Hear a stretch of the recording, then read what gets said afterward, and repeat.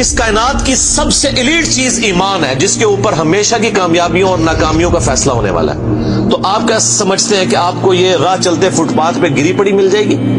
اس کے لیے کوئی ایفرٹ پٹ نہیں کرنی پڑے گی.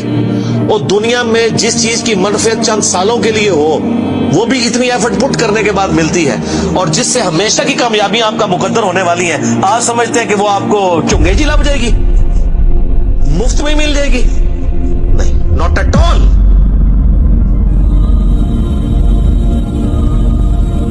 میری وائف نے جب پہلی دفعہ قرآن پڑھا نا شادی کے بعد، میں نے اس کو ایک قرآن کلاس ہوتی تھی رمضان شریف میں، تو میں نے کہا میں بچے وغیرہ میں دیکھوں گا، تم نے صرف ایک دفعہ قرآن پڑھ لو تاکہ تمہیں پتہ چلے قرآن میں لکھا کیا ہوا ہے. قرآن آپ اکیلے بیٹھ کے تو ظاہر ہے اس طرح نہیں ہے، ایک ماحول ہوتا ہے، ایک ڈیکورم ہے، کلاس ہے جس طرح یہاں لوگ بیٹھے. تو رمضان میں پورا قرآن اس نے مکمل کیا نا، تو میں نے اس سے پوچھا تم نے کیا یعنی اس سے حاصل کیا؟ اس نے کہا جی اللہ بہت سخت ہے، اور جس خدا کا تعارف ہمیں ہمارے ماں باپ اور یہ معاشرہ کرواتا ہے وہ خدا نہیں ہے جو قرآن میں ہے. اللہ تو اپنے معاملات میں بہت سخت ہے. یہ کتاب انذار ہے، تبشیر اور بشارت ان کے لیے جو بات مانتے ہیں، جو نہیں مانتے ہیں ان کے لیے عذاب کا کوڑا ہے یہ کتاب. کیونکہ اللہ ہے نا، یہ کائنات اس نے اس لیے بنائی ہے کہ آپ جانوروں کی طرح کھائیں پیئیں، اولاد پیدا کریں اور مر جائیں.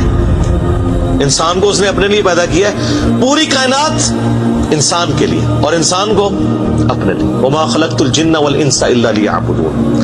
اچھا یہ جو بات ہے نا، ختم اللہ علی قلوبہم وعلی سمعہم وعلی ابصارہم، مور لگا دی ان کے دلوں پر، کانوں پر، آنکھوں پر پردہ ڈال دیا، اب عذاب ہی ان کو آئے گا. یہ آپ نے اگر بات سمجھنی ہے نا تو آپ پارہ نمبر 7 کے آخری صفحے پہ آ جائیں. سورۃ الانعام میں آیت نمبر ہے 110، 7ویں پارے کی آخری آیت. آپ کے یہ بلو والے قرآن میں 142 نمبر پیج کی آخری آیت 110 نمبر.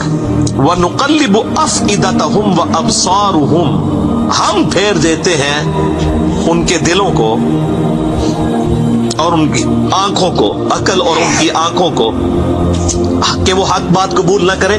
حق سے اللہ فرماتا ہے کہ میں ان کو حق سے اندھا کر دیتا ہوں. کما لم یؤمنوا بہ اول مرہ، جس طرح کہ انہوں نے بھی تو پہلی دفعہ جب ان کے اوپر حق کھلا تھا انہوں نے ایمان لانے سے روح گردانی کی تھی نا، اب یہ چاہیں گے بھی نہ تو میں ان کو اسلام کی طرف نہیں آنے دوں.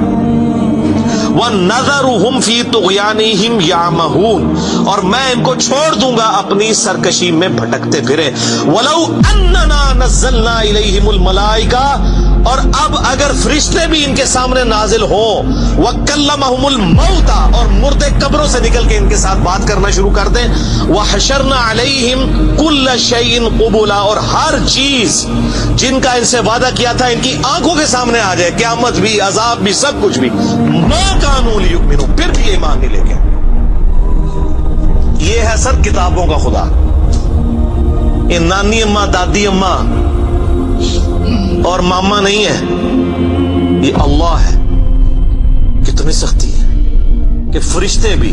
اب مجھے بتائیں کسی سے مردہ نکل کے قبر سے کہے کہ میری تو پھینٹی لگ گئی ہے، آپ کو تو پوری زندگی نیند نہیں آنی ہے، لیکن اللہ فرما رہا ہے پھر بھی ایمان نہیں لے کے آئیں گے. کر لو جو کر. یہ اللہ کہہ رہا ہے. اللہ انشاء اللہ، ہاں اگر اللہ ہی چاہے زبردستی کسی کو اس طریقے سے ہدایت دے تو وہ الگ بات ہے. ولیکن اکثرہم یجہلون، لیکن اکثر لوگ جہالت کا شکار ہیں. وہ اپنی وشفل تھنکنگز کے اندر، امانیہم جنہیں کہا گیا، وہ ان میں پھر رہے پھرتے رہے. اللہ تعالیٰ اپنے معاملات میں بہت سخت ہے میرے بھائیوں. اللہ کو سیریس لینے کی ضرورت ہے. ظاہر ہے اس کائنات کی ایک ہی حقیقت ہے، وہ اللہ ہے. اگر اس کو کوئی سیریس نہیں لیتا تو اللہ تعالیٰ کے لیے کیا ہے؟ وہ تو اپنے نبی سے 3 دفعہ قرآن میں کہلوا رہا ہے، قل انی اخاف ان عصیت ربی عذاب یوم عظیم. اے نبی تم فرما دو کہ بالفرض اگر میں بھی اپنے رب کی نافرمانی کروں تو مجھے خود اس بات کا ڈر لگا ہے کہ بڑے دن کا عذاب مجھے بھی آ پکڑے گا. جی سورۃ الانعام، سورہ یونس، سورہ الزمر، 3 سورتوں میں یہ ایک آیت 3 دفعہ آئی ہے.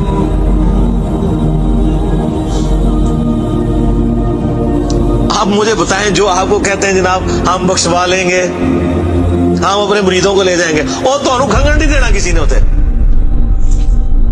تو یہ اس لیے کہ نہ انہوں نے خود قرآن پڑھا ہوا ہے اور نہ آپ کو پڑھنے دیں گے ورنہ آپ کا دماغ کھل جائے.